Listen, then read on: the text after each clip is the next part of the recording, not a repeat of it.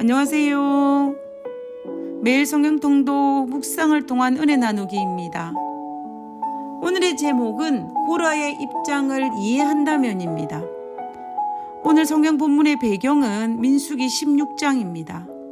민수기 16장 33절에서 34절에 땅이 그 입을 열어 그들과 그 가속과 고라에게 속한 모든 사람과 그 물건을 삼키매 그들과 그 모든 소속이 산채로 음부에 빠지며 땅이 그 위에 합하니 그들이 총회 중에 망하니라. 가데스 바네아에서 12정탐꾼이 가나안 정탐을 마치고 난 이후에 하나님을 믿지 못함으로 말미암아 광야 40년을 선고받은 지 얼마 지나지 않아서 반역이 일어났습니다. 고라와 나단과 온이 당을 지어서 계획적으로 이스라엘 지도자 모세와 아론의 직분을 빼앗기 위해서 일으킨 반역이었습니다. 이 반역은 이스라엘이 일으킨 반역들 중에 하나님께서 가장 교활하게 계획된 업무로 여기는 반역이었습니다. 다른 반역에서는 연병으로 죽거나 적군의 칼에 죽었다면 고라의 반역은 땅이 갈라져 반역의 주동자를 삼켰고 하늘에서 불이 내려와 동조자를 삼켰고 연병이 들어서 참여한 자들이 죽어야만 했던 엄청난 반역이었습니다. 저는 이 사건에서 고라의 입장에 서서 고라를 이해하는 마음으로 이 상황을 한번 생각해 보고자 합니다. 그러면 반역의 주동자였던 고라는 왜 반역을 일으켰을까요? 첫째는 고라는 야망이 큰 사람이었습니다. 그는 제사장 지파였던 레위 지파 소속이었습니다.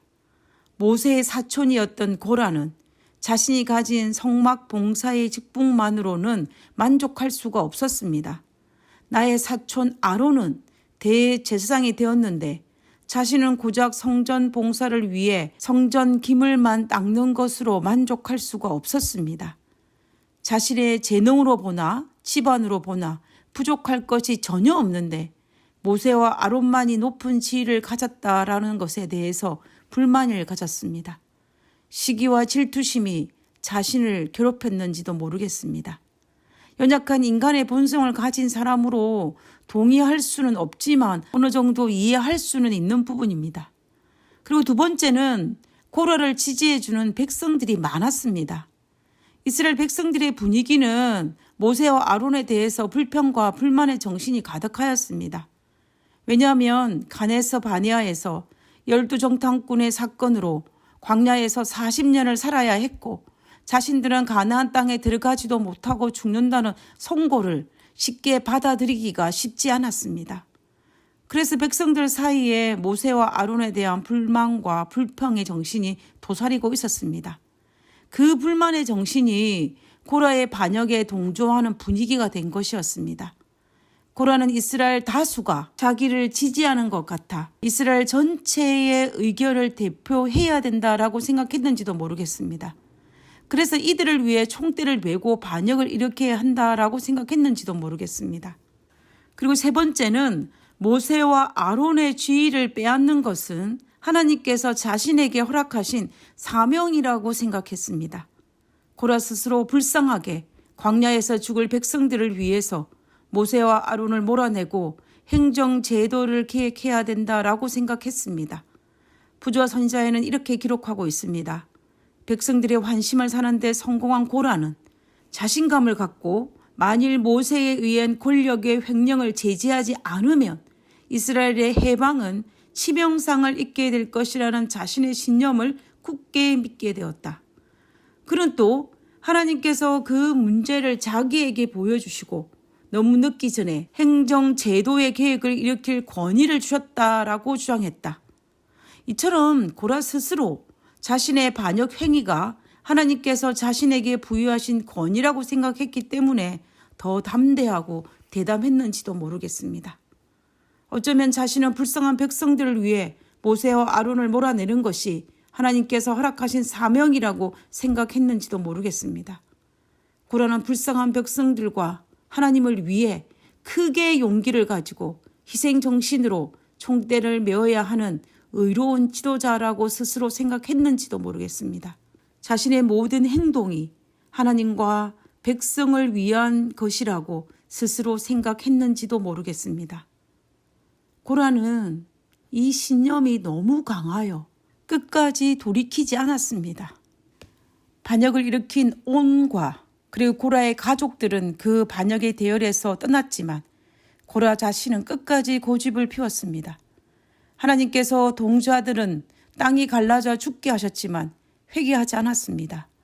고라의 반역에 참여한 이스라엘 백성들은 땅이 갈라지고 불이 하늘에서 내려오는 것을 보고도 회개하지 않았습니다. 반역의 동조자도 참여한 이스라엘 백성들도 회개하지 않았는데 그 주동자인 고라는 오죽하겠습니까? 어쩌면 고라는 땅속에 묻힐 때까지 회개하지 않았는지 모르겠습니다. 어쩌면 죽어가면서도 자신의 반역자가 아닌 의인이라고 생각했는지 모르겠습니다. 그래서 고라가 참으로 불쌍합니다. 왜냐하면 자신의 감정의 노예가 되어 자신의 욕망을 절제하지 못하여 영적 분별력을 상실했기 때문입니다. 자신의 불만을 백성들의 불만과 협력하여 더 큰 불만 속에 살아가였기 때문에 그가 불쌍합니다. 자신이 얼마나 어리석은지를 끝까지 모르기 때문에 불쌍합니다.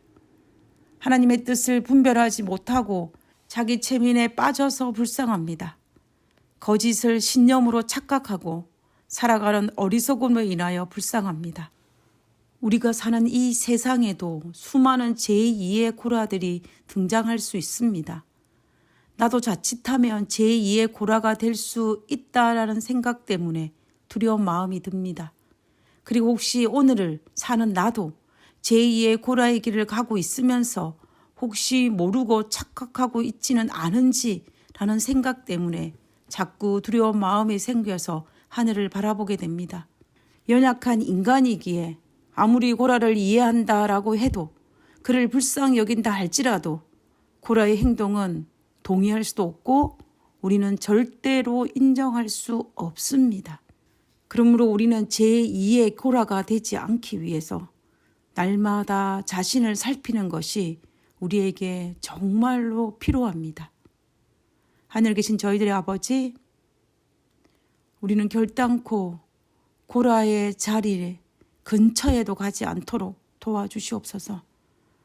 차라리 고라처럼 재능 많고 능력 있는 사람이 되기보다는 어리석은 바보가 되게 도와주시옵소서. 그래서 반역의 길에는 절대로 서지 않는 그런 사람이 될 수 있도록 도와주시옵소서. 아버지, 오늘도 우리와 함께하여 주실 것으로 인하여 감사드리오며 거룩하신 예수님 이름으로 기도드렸습니다. 아멘.